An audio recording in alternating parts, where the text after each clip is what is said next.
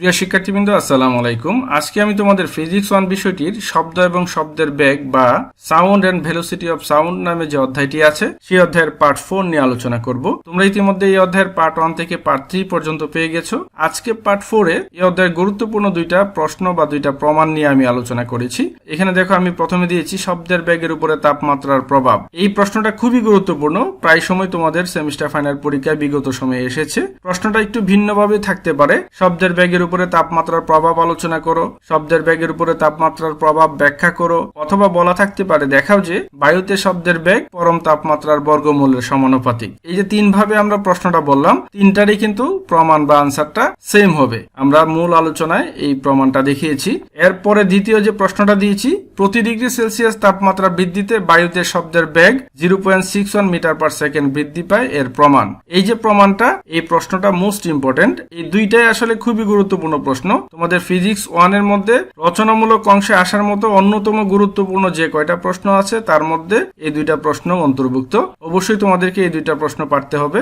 আর এই দুইটা প্রশ্নের প্রমাণের মধ্যে কিন্তু একটা সিমিলারিটি আছে। এই দুইটার আনসারের মধ্যে বা প্রমাণের মধ্যে দেখবে অধিকাংশই সেম, অর্থাৎ প্রথম দিকে পুরোটাই সেম থাকবে, শেষের দিকে গিয়ে এই দুইটার প্রমাণটা একটু ব্যতিক্রম হবে। তো যাই হোক, মূল আলোচনায় আমি এই বিষয়গুলো আলোচনা করব। তোমরা যদি শেষ পর্যন্ত দেখো তাহলে বিষয়গুলো সহজেই বুঝতে পারবে। তো তাহলে চলো আর কথা না বাড়িয়ে আমরা আমাদের মূল আলোচনায় চলে যাই।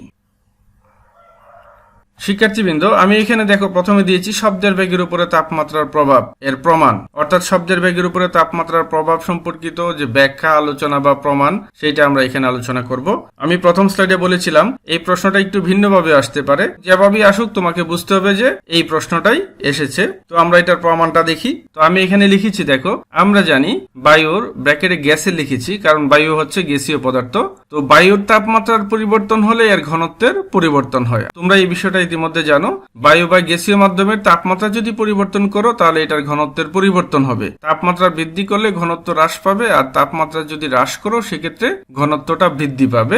এরপরে বলেছি দেখো, সুতরাং তাপমাত্রার পরিবর্তন হলে গ্যাসীয় বা বায়বীয় মাধ্যমে শব্দের বেগেরও পরিবর্তন হবে। তো এটার মানে হচ্ছে যখন আমরা তাপমাত্রা পরিবর্তন করব তখন গ্যাসীয় বা বায়বীয় মাধ্যমে অর্থাৎ বায়ুতে শব্দের বেগটারও পরিবর্তন হবে। আমরা যদি তাপমাত্রা বৃদ্ধি করি তাহলে শব্দের বেগটা বৃদ্ধি পাবে, আর যদি তাপমাত্রা হ্রাস করি বা তাপমাত্রা কমাই সেক্ষেত্রে শব্দের বেগটা কমে যাবে। তো এরপরে বলেছি দেখো, ধরি একটি নির্দিষ্ট চাপ পি এ 0 ডিগ্রি সেন্টিগ্রেড ও টি ডিগ্রি সেন্টিগ্রেড তাপমাত্রায় বায়ুর বা গ্যাসের ঘনত্ব যথাক্রমে রো নট এবং রো টি। এখানে রো নট মানে হচ্ছে 0 ডিগ্রি সেন্টিগ্রেড তাপমাত্রায় বায়ুর ঘনত্ব, আর রো টি যেটা দিয়েছি সেটা হচ্ছে টি ডিগ্রি সেন্টিগ্রেড তাপমাত্রায় বায়ুর ঘনত্ব। তো এরপরে বলেছি দেখো, ওই তাপমাত্রায়, তার মানে কি এই 0 ডিগ্রি সেন্টিগ্রেড ও টি ডিগ্রি সেন্টিগ্রেড তাপমাত্রায় বায়ুতে বা উক্ত গ্যাসে আমরা যে গ্যাসটা নিব শব্দের বেগ যথাক্রমে ভি নট ও ভি টি।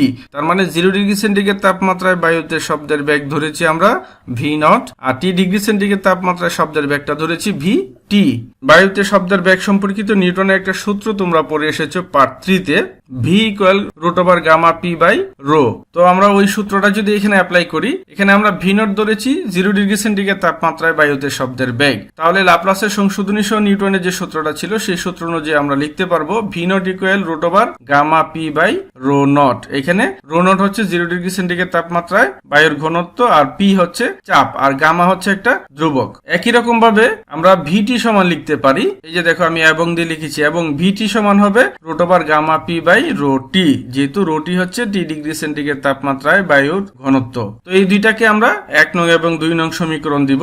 এখন দেখো, আমরা যদি 2 নং সমীকরণটাকে এই 1 নং সমীকরণ দ্বারা ভাগ করি তাহলে বাম পাশে হবে ভিটি বাই ভি নট। আমরা এই 2 নং সমীকরণটাকে 1 নং সমীকরণ দ্বারা ভাগ করব, তাহলে ভিটি বাই ভি নট হবে বাম পাশে, আর ডান পাশে হওয়ার কথা ছিল root over gamma P by rho T উপরে, আর নিচে হবে root over gamma P by rho naught. তো রুট ওভারটাকে যদি আমরা কমনলি চিন্তা করি, অর্থাৎ লব হর পুরোটার উপরে একসাথে দেই, তাহলে উপরের ভগ্নাংশটা হবে gamma P by rho T, আর নিচে হবে এই যে ভি নটের মানটা gamma P by rho naught. তার মানে কি এই গামা পি কাটা যায়, আর যেহেতু নিচে নিচে ভগ্নাংশ আছে উল্টায় ফেললে আমরা রো নটটাকে উপরে নিয়ে যেতে পারবো। তোমরা এটা না বুঝলে রাফলি করে নিবে। প্রথমে উপরে লিখে নিবে root over gamma P by rho T, এই যে ভিটি এর মানটা, নিচে লিখবে root over gamma P by rho naught, এই ভি নটের মানটা। তারপরে দুইটার উপরেই একসাথে রুট ওভারটা দিয়ে দিবে, লবহরের আলাদা আলাদা রুট ওভার না দিয়ে পুরোটার উপরে রুট ওভার দিবে। তাহলে উপরে থাকবে gamma P by rho T আর নিচে থাকবে gamma P by rho naught. আর যদি এরকম ভগ্নাংশের ক্ষেত্রে নিচেও ভগ্নাংশ থাকে, অর্থাৎ হরে যদি ভগ্নাংশ থাকে আমরা জানি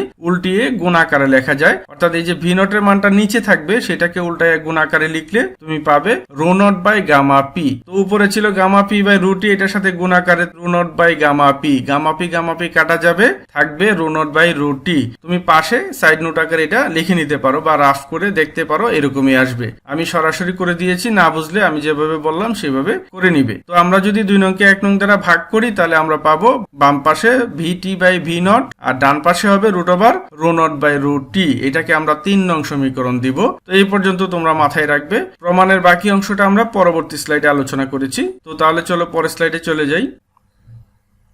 শিক্ষার্থীবৃন্দ, এই স্লাইডে আমি লিখেছি দেখো, গ্যাসের প্রসারণ থেকে আমরা জানি, গ্যাসের প্রসারণের ক্ষেত্রে আমরা এরকম একটা সূত্র জানি, rho naught equal rho T into 1 plus alpha T.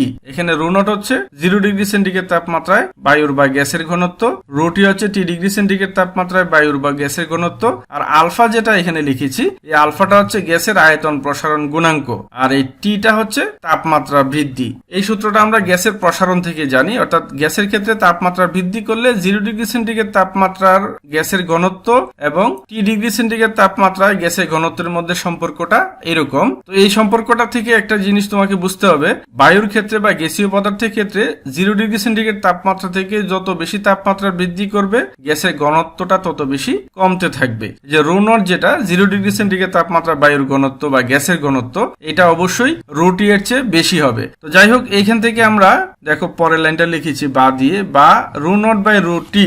এখানে দেখো রো টি ছিল ডান পাশে, এটাকে যদি আমরা বাম পাশে নিয়ে যাই তাহলে রো নটকে ভাগ করতে হবে, অর্থাৎ নিচে যাবে। এই যে রো নট বাই রো টি সমান দিয়ে আমরা ডান পাশে লিখতে পারবো 1 প্লাস আলফা টি। তো এই সমীকরণটাকে আমরা 4 নং সমীকরণ দিব। তো এখানে আমি লিখে দিয়েছি দেখো, আলফা সমান গ্যাসের আয়তন প্রসারণ গুণাঙ্ক, আর এই আয়তন প্রসারণ গুণাঙ্কের মানটা হয় 1/273 পার ডিগ্রি সেন্টিগ্রেড। তো আমরা এখন এই 4 নং এবং 3 নং থেকে নতুন আরেকটা সম্পর্ক লিখতে পারবো। 3 নং সমীকরণটা পূর্বের স্লাইডে আমরা পেয়েছিলাম, এই যে দেখো আমি বক্সে দিয়ে দিয়েছি, ভিটি বাই ভি নট সমান root over rho naught by rho T.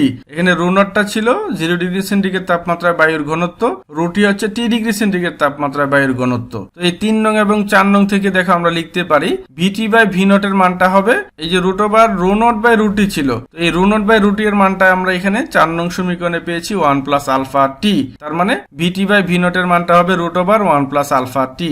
এই যে দেখো আমরা এই বিষয়টা এখানে লিখেছি। 3 নং ও 4 নং সমীকরণ হতে পাই ভিটি বাই ভি নট সমান হবে root over 1 plus alpha T, যেহেতু rho naught by rho T এর মানটা 1 প্লাস আলফা টি। তো এর পরের লাইনে দেখো আমরা লিখেছি বা ভিটি বাই ভি নট, এটা সেম থাকবে বাম পাশে, আর ডান পাশে আমরা আলফার মানটা বসিয়ে দিব, অর্থাৎ গ্যাসের আয়তন প্রসারণ গুণাঙ্কের যে মানটা 1/273 পার ডিগ্রি সেন্টিগ্রেড। তো এখানে আমরা শুধু সংখ্যাটা লিখবো, এই যে দেখো 273 টি এর নিচে লিখেছি, যেহেতু পূর্বের লাইনে আলফা টি ছিল। এই যে দেখো ভিটি বাই ভি নট সমান root over 1 plus alpha T. তো আমরা আলফার মানটা যদি এখানে 1/273 বসাই, তার মানে টিটা গুণ আকারে থাকবে, অর্থাৎ উপরে 1 ইন্টু টি মানে টি হবে আর নিচে হবে 273।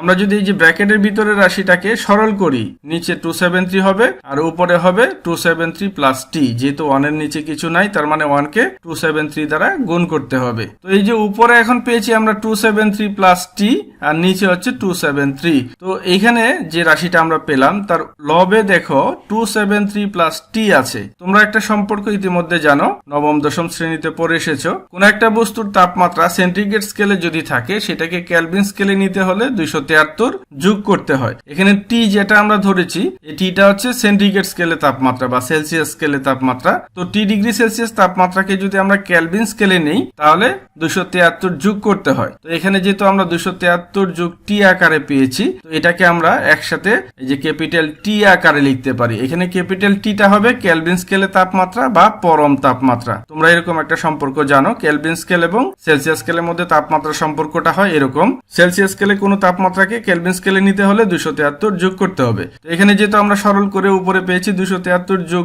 টি বা প্লাস টি, তো এই 273 প্লাস টি এটাকে আমরা একসাথে লিখতে পারি কেলভিন স্কেলে তাপমাত্রা। একই রকম ভাবে নিচে যে সংখ্যাটা আছে 273, তোমরা ইতিমধ্যে জানো 0 ডিগ্রি সেন্টিগ্রেড মানে 273 কেলভিন, অর্থাৎ 0 ডিগ্রি সেলসিয়াস তাপমাত্রাকে তুমি যদি পরম স্কেলে বা কেলভিন স্কেলে পরিমাপ করো তখন এটার মানটা ধরতে হয় 273 কেলভিন। তো এখানে এটাকে আমরা কেলভিন স্কেলে টি নট ধরলাম, অর্থাৎ পরম তাপমাত্রাটাকে টি নট ধরলাম। তো আমরা এই যে রাশিটা পেয়েছি সেটা মূলত ভিটি বাই ভি নট থেকে, এই যে দেখো আমরা বা দিয়ে পরের লাইনে লিখেছি বা ভিটি বাই ভি নট সমান root over T by T naught. আমি এই বিষয়টা এখানে বলে দিয়েছি। দেখো এখানে টি নট ও টি হচ্ছে 0 ডিগ্রি সেন্টিগ্রেড ও টি ডিগ্রি সেন্টিগ্রেড তাপমাত্রার আনুষঙ্গিক পরম তাপমাত্রা, অর্থাৎ 0 ডিগ্রি সেন্টিগ্রেড ও টি ডিগ্রি সেন্টিগ্রেড তাপমাত্রাকে আমরা যদি পরম স্কেলে বা কেলভিন স্কেলে রূপান্তর করি তখন যে তাপমাত্রা হবে সেটা হচ্ছে টি নট এবং টি। 0 ডিগ্রি সেন্টিগ্রেডের জন্য টি নট আর টি ডিগ্রি সেন্টিগ্রেডকে কেলভিন স্কেলে রূপান্তর করলে সেই তাপমাত্রা মানটা হবে ক্যাপিটাল টি। তো যাই হোক, এই বিষয়গুলো তোমরা নবম দশম শ্রেণীতেও দেখে এসেছো। তো আমরা এখানে যে সম্পর্কটা পেয়েছি ভিটি বাই ভি নট সমান root over T by T naught, এখানে দেখো ভিটি মানে টি ডিগ্রি সেন্টিগ্রেড তাপমাত্রায় শব্দের বেগ, উপরেও কিন্তু টি ডিগ্রি সেন্টিগ্রেড তাপমাত্রাকে কেলভিন স্কেলে রূপান্তর করলে যে তাপমাত্রা হয় সেই তাপমাত্রাটা আছে টি। আবার নিচে আছে বাম পাশে ভি নট, তার মানে 0 ডিগ্রি সেন্টিগ্রেড তাপমাত্রায় শব্দের বেগ, আর এখানে ডান পাশে নিচে আছে টি নট, তার মানে কি 0 ডিগ্রি সেন্টিগ্রেড তাপমাত্রাকে কেলভিন স্কেলে রূপান্তর করলে যে তাপমাত্রাটা পাবো বা যে মানটা আমরা পাবো সেটাই এখানে লিখেছি। তো এই সমীকরণ থেকে আমরা এখন সাধারণভাবে লিখতে পারবো V proportional root over T. সমীকরণের মধ্যে দেখো টি ডিগ্রি সেন্টিগ্রেড তাপমাত্রার বেগ উপরে আছে বাম পাশে আর ডান পাশে টি ডিগ্রি সেন্টিগ্রেড তাপমাত্রা বা টি ডিগ্রি সেন্টিগ্রেড তাপমাত্রার পরম তাপমাত্রাটা আছে। 0 ডিগ্রি সেন্টিগ্রেড তাপমাত্রার শব্দের বেগ নিচে আছে বাম পাশে আর ডান পাশে আছে 0 ডিগ্রি সেন্টিগ্রেড তাপমাত্রার পরম তাপমাত্রা। অতএব এখান থেকে আমরা সরাসরি লিখতে পারবো শব্দের বেগটা হচ্ছে পরম তাপমাত্রার বর্গমূলের সমানুপাতিক। তাপমাত্রা বাড়লে শব্দের বেগটাও বাড়বে আর তাপমাত্রা যদি কমে শব্দের বেগটাও কমে যাবে। তো আমি এই কথাটা পরে লিখে দিয়েছি দেখো, অর্থাৎ বায়ুতে বা গ্যাসীয় মাধ্যমে শব্দের বেগ পরম তাপমাত্রার বর্গমূলের সমানুপাতিক। এই যে আমি এখানে এই কথাটা লিখেছি। আর এই সমীকরণ থেকে আমরা বলতে পারি তাপমাত্রা যদি বৃদ্ধি পায় সেক্ষেত্রে শব্দের বেগটাও বৃদ্ধি পাবে, তাপমাত্রা হ্রাস পেলে শব্দের বেগটা হ্রাস পাবে। অতএব আমরা লিখতে পারি তাপমাত্রা বৃদ্ধি পেলে বায়ুতে বা গ্যাসীয় মাধ্যমে শব্দের বেগ বৃদ্ধি পায়। তো আমি প্রথম স্লাইডে বলেছিলাম এই প্রশ্নটা বিভিন্নভাবে আসতে পারে। বায়ুতে শব্দের বেগের উপরে তাপমাত্রার প্রভাব আলোচনা করো বা ব্যাখ্যা করো, এরকম ভাবে আসতে পারে। আবার বলা থাকতে পারে দেখাও যে বায়ুতে বা গ্যাসীয় মাধ্যমে শব্দের বেগ পরম তাপমাত্রার বর্গমূলের সমানুপাতিক, অথবা বলা থাকতে পারে দেখাও যে তাপমাত্রা বৃদ্ধি পেলে বায়ুতে বা গ্যাসীয় মাধ্যমে শব্দের বেগ বৃদ্ধি পায়। যে কোনো ভাবে আসুক না কেন তোমাকে এই পর্যন্ত লিখতে হবে। তো আশা করছি তোমরা পরীক্ষায় এই প্রশ্নটা আসলে ইনশাআল্লাহ পারবে। তো আমরা পরের স্লাইডে যাই। শিক্ষার্থীবৃন্দ, এখানে আরেকটা গুরুত্বপূর্ণ আলোচনা করেছি। আমি একই লেকচারে সাধারণত একটা রচনামূলক আলোচনা করি, কিন্তু এখানে দুইটা রচনামূলক প্রশ্ন দিয়েছি। এর কারণ হচ্ছে এই দুইটা প্রশ্নের আনসারের মধ্যে একটা সিমিলারিটি আছে। অর্থাৎ এই যে প্রশ্নটা আমরা এখন আলোচনা করব এটার প্রমাণটা পূর্বের যে প্রশ্নটা আমরা পড়লাম বায়ুতে শব্দের বেগের উপরে তাপমাত্রার প্রভাব, সেই প্রশ্নটার অধিকাংশ প্রমাণই আমরা এখানে সেম লিখব। অর্থাৎ পূর্বের প্রশ্নটার প্রথম অংশ যেটা ছিল এখানেও সেম হবে। আমরা এই প্রশ্নের প্রমাণটা দেখলেই বুঝতে পারবো। তো এখানে প্রশ্ন যেটা বলা আছে সেটা হচ্ছে যে বায়ুর তাপমাত্রা যদি প্রতি ডিগ্রি বৃদ্ধি পায়, অর্থাৎ 1 ডিগ্রি বৃদ্ধির জন্য শব্দের বেগটা বৃদ্ধি পাবে 0.61 মিটার পার সেকেন্ড। তো আমরা এই প্রমাণটা এখন দেখব। তো আমি এই প্রশ্নের প্রমাণের মধ্যে এই স্লাইডে যে কথাগুলো লিখেছি সেম কথাগুলো পূর্বের প্রশ্নটার মধ্যে আমরা প্রথম স্লাইডে লিখেছিলাম। এখানে তুমি দেখো আমরা লিখেছি, আমরা জানি বায়ুর বা গ্যাসের তাপমাত্রার পরিবর্তন হলে ঘনত্বের পরিবর্তন হয়, সুতরাং তাপমাত্রার পরিবর্তন হলে গ্যাসীয় বা বায়বীয় মাধ্যমে শব্দের বেগেরও পরিবর্তন হবে। সেম কথাগুলো আমরা পূর্বে স্লাইডে লিখেছিলাম। এরপরে আমরা লিখেছিলাম ধরি একটি নির্দিষ্ট চাপ পি এ 0 ডিগ্রি সেন্টিগ্রেড ও টি ডিগ্রি সেন্টিগ্রেড তাপমাত্রায় বায়ুর বা গ্যাসের ঘনত্ব যথাক্রমে রো নট এবং রো টি। এরপরে লিখেছিলাম ওই তাপমাত্রায় বায়ুতে উক্ত গ্যাসের শব্দের বেগ যথাক্রমে ভি নট ভিটি। অর্থাৎ সেম কথাগুলো আমরা এখানেও লিখেছি। এরপরে দেখো এই যে সমীকরণ দিয়েছি 1 নং 2 নং, পূর্বের প্রশ্নটার প্রথম স্লাইডের মধ্যে আমরা যে সমীকরণগুলো ধরেছিলাম। এরপরে দেখো এখানে এই যে 2 নংকে 1 নং দ্বারা ভাগ করেছি। আমরা যদি পূর্বের প্রশ্নের প্রথম স্লাইডে একটু ফিরে যাই তাহলে এই বিষয়টা বুঝতে পারবো। এখানে যে কথাগুলো আমি লিখেছি একটু খেয়াল করো, আমরা পূর্বের স্লাইডে গিয়ে দেখবো সেম কথাগুলো লিখেছিলাম। তো আমরা পূর্বের স্লাইডে ব্যাক করি। এই যে দেখো শব্দের বেগের উপরে তাপমাত্রার প্রভাবের প্রমাণের মধ্যে সেম কথাগুলো আমরা এখানেও লিখেছি। অর্থাৎ এই দুইটা প্রশ্নের এই যে 3 নং সমীকরণ পর্যন্ত যে লেখাগুলো বা কথাগুলো সেম ভাবে আমরা লিখবো। আশা করি বিষয়টা বুঝতে পেরেছো। তো আমরা আমাদের আলোচনায় ফিরে যাই। তো আমরা এই প্রশ্নটা অর্থাৎ বায়ুর তাপমাত্রা প্রতি ডিগ্রি সেলসিয়াস বৃদ্ধি পেলে শব্দের বেগ 0.61 মিটার পার সেকেন্ড বৃদ্ধি পায়, এটার প্রমাণের বেলায় পূর্বের প্রশ্নটার মতো আমরা সেম ভাবে 3 নং সমীকরণ পর্যন্ত আসব। তো এইটার আমি আলোচনা করব না, যেহেতু পূর্বের প্রশ্নের মধ্যে আমি এই স্লাইডটা আলোচনা করেছি, তোমরা ওইখান থেকে ভালো করে বুঝে নিবে। তো এটা মাথায় রাখবে যে এই 3 নং পর্যন্ত সেম লিখতে হবে। দুইটা প্রশ্নের আনসার লেখার সময় এই 3 নং পর্যন্ত সেম হবে। এরপরেও কিছু অংশ সেম থাকে, পরবর্তীতে গিয়ে একটু ভিন্নভাবে এই প্রশ্নের প্রমাণটা আমরা করব। তো আমরা পরের স্লাইডটা দেখি। শিক্ষার্থীবৃন্দ, এই স্লাইডে আমি প্রথমে লিখেছি দেখো গ্যাসের প্রসারণ থেকে আমরা জানি ρ naught equal √T * 1 + alpha T. এরপরে দেখো এখান থেকে আমরা 4 নং সমীকরণ দিয়েছি। এরপরে দেখো এখানে দিয়ে আলফা সমান গ্যাসের আয়তন প্রসারণ গুণাঙ্ক, অর্থাৎ আলফা হচ্ছে এখানে গ্যাসের আয়তন প্রসারণ গুণাঙ্ক এবং এটার মানটা দিয়ে দিয়েছি। এরপরে লিখেছি দেখো 3 নং ও 4 নং সমীকরণ হতে পাই। এই যে 4 নং সমীকরণ এবং পূর্বের স্লাইডে আমরা যে 3 নং সমীকরণ পেয়েছিলাম, এই দুইটা থেকে আমরা এরকম লিখতে পারি VT/V নট এর মানটা হবে √1 + আলফা টি। তো এরপরে দেখো দিয়ে লিখেছি বা VT/V নট সমান √1 + T/273। এই T/273 কিভাবে আসে? পূর্বের লাইনে যেহেতু আলফা টি আছে, আলফার মানটা হচ্ছে 1/273। তো 1/273 ইনটু টি মানে হবে T/273। তো এইখানে এই যে লাইনটা রেড কালারের যে লাইনটা দিয়েছি, এটা মূলত আলাদা করে বোঝানোর জন্য। এই রেড কালারের আগের অংশটা পর্যন্ত প্রথম প্রশ্নের মধ্যে আমরা সেম কথাগুলো আলোচনা করেছিলাম। এই কারণে আমি আর এখানে এই কথাগুলো আলোচনা করব না। প্রথম প্রশ্নটার মধ্যে আমরা যেরকম ভাবে পেয়েছিলাম যে ρ নট সমান √T * 1 + আলফা টি, এরপরে এখান থেকে ρ নট/√T এর মানটা বের করেছিলাম। এরপরে এই 3 নং এবং 4 নং থেকে পেয়েছিলাম VT/V নট এর মানটা। এই পর্যন্ত কিন্তু প্রথম প্রশ্নটার মতো সেম, অতএব আমি এখানে আর এই কথাগুলো আলোচনা করব না। তো এইখান থেকে আমরা একটু ভিন্নভাবে এই প্রশ্নের প্রমাণটা করব। অর্থাৎ শব্দের বেগের উপরে তাপমাত্রার প্রভাব আলোচনা করার মধ্যে যে কথাগুলো আমরা এই লাইনের পরে বলেছিলাম বা যে বিষয়গুলো আমরা দিয়েছিলাম, এই প্রশ্নটার প্রমাণের মধ্যে এর পরের লাইনটা, এখানে যে আমরা লাইনটা পেয়েছি এই লাইনের পরের লাইনগুলো একটু ব্যতিক্রম হবে। তো যাই হোক, আমরা দেখো পরের লাইনে লিখেছি 1 + T/273, এটার পাওয়ার দিয়েছি হাফ। যেহেতু বর্গমূল আছে, বর্গমূল মানে পাওয়ারটা হবে হাফ, এই বিষয়টা তোমরা জানো। কিউব রুট থাকলে পাওয়ার হয় 1/3, আর সরাসরি যদি স্কয়ার রুট থাকে তার মানে পাওয়ারটা হবে হাফ। তো 1 + T/273 এটার পাওয়ার হচ্ছে হাফ। তো এই যে রাশিটা আমরা পেয়েছি, এটাকে দ্বিপদী উপপাদ্যের সাহায্যে আমরা ভেঙে লিখতে পারি। তো দ্বিপদী উপপাদ্যের একটা সূত্র আছে 1 + x⁴n সমান 1 + nx প্লাস n * n-1/2 এরকম একটা সূত্র দ্বিপদী উপপাদ্যে আছে। তোমরা ম্যাথমেটিক্স 2 এ এই বিষয়টা পাবে, যদিও আমরা এখানে অ্যাপ্লাই করব এটা, কিন্তু ম্যাথমেটিক্স 2 তে এই সূত্রটা আছে। এই যে দেখো আমি পাশে বক্সের সূত্রটা দিয়ে দিয়েছি। তো যাই হোক, এই যে সূত্রটা আমরা এখানে দিয়েছি, এই সূত্র অনুযায়ী আমরা এটাকে এরকম ভেঙে লিখতে পারি 1 + হাফ। এখানে পাওয়ারটা হচ্ছে n এর জায়গায় হাফ, তো 1 + হাফ ইনটু T/273 মানে হচ্ছে x। এই যে আমরা এখানে যে লিখেছি দেখো 1 + nx, প্রথমটা 1 + nx মানে হচ্ছে 1 + হাফ, এখানে হাফ যেহেতু n তার মানে হাফ ইনটু T/273, T/273 মানে হচ্ছে x। তো এর পরের রাশিগুলো আমরা লিখি নাই, এর কারণটা হচ্ছে এখানে সূত্রের মধ্যে দেখো পরের রাশিটা হচ্ছে n * n-1 x² আছে। তার মানে কি n মানে এখানে হাফ, n-1 মানে কি হবে -হাফ, এরপরে x² আছে। তার মানে কি এই যে T/273 এটার স্কয়ার হবে, তো T²/273 স্কয়ার হবে মূলত। তো নিচের যে মানটা অনেক বড় হয়ে যাবে, তার মানে এখানে সূত্রের মধ্যে যে তৃতীয় পদটা n * n-1/2 * x², এই পদটা যদি এই রাশিটার জন্য আমরা বের করি তাহলে দেখা যাবে নিচের মানটা অনেক বড় হয়ে যাবে। যেহেতু t এর মানটা খুব বেশি না, তার মানে কি তৃতীয় পদ যেটা হবে সেটার মানটা 1 এর চেয়ে অনেক কম হবে। তো ওই মানটা অর্থাৎ তৃতীয় মানটা বা তৃতীয় পদের মানটা প্রথম দুইটা পদের তুলনায় খুবই নগণ্য হবে। অর্থাৎ উচ্চ ঘাতের যে রাশিগুলো, এখানে দেখো চতুর্থ পদটা হচ্ছে n *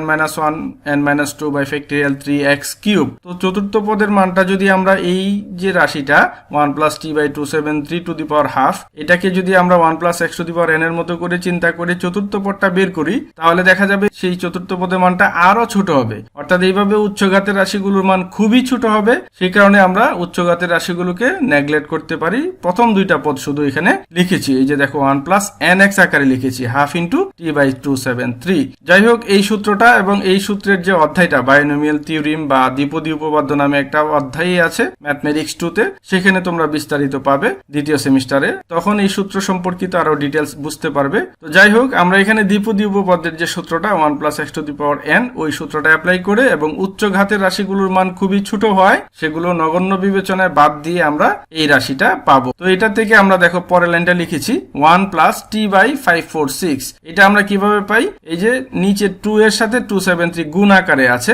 এই দুইটা যদি আমরা গুণ করি, গুণ করলে 546 হবে। তো এর পরের লাইনে দেখো আমরা ভাগ করে ফেলেছি। এখানে t/546 মানে আমরা পূর্বে যেরকম বলেছিলাম আলফা টি ছিল এখানে মূলত এই যে লাইনটাতে, এখানে আলফার মানটা 1/273 বসালে আমরা উপরে টি এর সাথে 1 গুণ করে সরাসরি টি লিখতে পারি। তো এখন আমরা এখানে যে রাশিটা পেয়েছি t/546, এটাকেও পূর্বের মতো করে আমরা যদি চিন্তা করি এটাকেও আমরা আলাদা করে লিখতে পারবো 1/546 ইন্টু টি। তো 1/546 এর মানটা হয় 0.00183। এই যে দেখো পাশে লিখেছি, তার মানে এটার সাথে টি গুণ হবে, এই রাশিটার মান হবে এই যে প্লাস দিয়ে আমরা পরে যেটা দশমিক সংখ্যাটা লিখেছি, অর্থাৎ এখান থেকে আমরা পরের লাইনটা পাবো 1 + 0.00183 টি।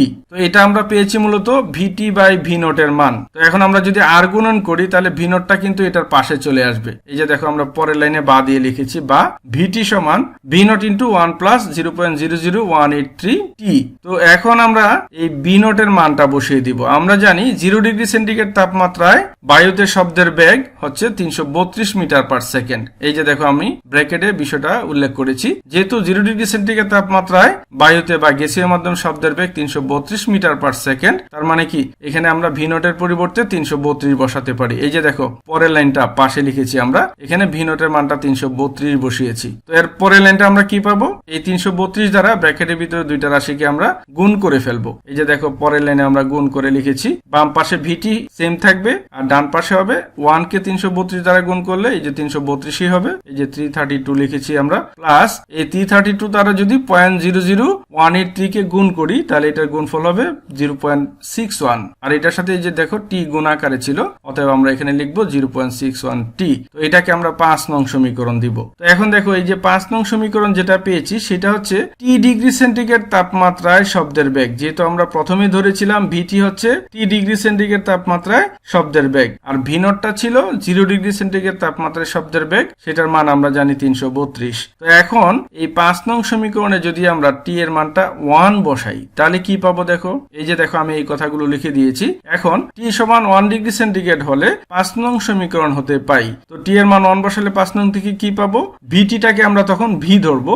1 ডিগ্রি সেন্টিগ্রেড যখন টি এর মান, তখন আমরা শব্দের বেগটাকে ভি ধরবো। এই যে ভি হবে বাম পাশে আর ডান পাশে 332, এই যে প্লাস 0.61 টি ছিল। তো টি এর মান 1 বসালে এখানে 0.61 হবে। তার মানে আমরা 1 ডিগ্রি সেন্টিগ্রেড তাপমাত্রায় শব্দের বেগটা পেয়েছি 332 প্লাস 0.61। আবার 0 ডিগ্রি সেন্টিগ্রেড তাপমাত্রায় বায়ুতে বা গ্যাসীয় মাধ্যমে শব্দের বেগ আমরা জানি 332 মিটার/সেকেন্ড। তো যেহেতু 0 ডিগ্রিতে শব্দের বেগটা 332 আর 1 ডিগ্রি সেন্টিগ্রেড বৃদ্ধি করলে শব্দের বেগ হয় 332 প্লাস 0.61, অতএব আমরা বলতে পারি 1 ডিগ্রি সেন্টিগ্রেড তাপমাত্রা বৃদ্ধি করলে তাপমাত্রাটা যদি আমরা মাইনাস করি কি পাবো? যে 1 - 0 মানে 1, আর বেগটা যদি আমরা মাইনাস করি 332 প্লাস 0.61 থেকে 0 ডিগ্রি সেন্টিগ্রেড তাপমাত্রায় শব্দের যে বেগটা ছিল 332 মিটার/সেকেন্ড, এটা যদি মাইনাস করি তাহলে 332 বাদ যাবে, থাকবে 0.61। তার মানে তাপমাত্রার বিয়োগফলটা হবে 1 আর বেগের বিয়োগফলটা হবে 0.61। অতএব আমরা এখান থেকে বলতে পারবো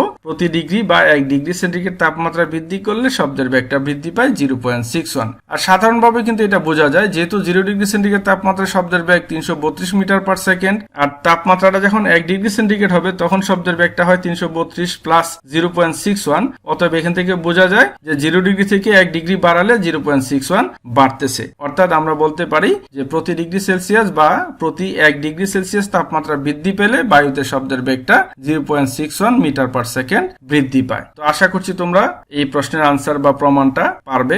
এই পার্টে আমি যে দুইটা প্রমাণ আলোচনা করেছি এই দুইটা প্রশ্নই খুবই গুরুত্বপূর্ণ, টপ মোস্ট ইম্পর্টেন্ট। তোমাদের ফিজিক্স 1 এর মধ্যে যে কয়টা প্রশ্ন রচনামূলক অংশে আসার মতো আছে তার মধ্যে অন্যতম গুরুত্বপূর্ণ প্রশ্ন হচ্ছে এই দুইটা। তো তোমরা অবশ্যই এই দুইটা প্রশ্নের প্রমাণ বা আনসারটা শিখে নিবে। তো আশা করছি এই প্রশ্নগুলো যদি পরীক্ষায় আসে তাহলে ইনশাল্লাহ তোমরা পারবে।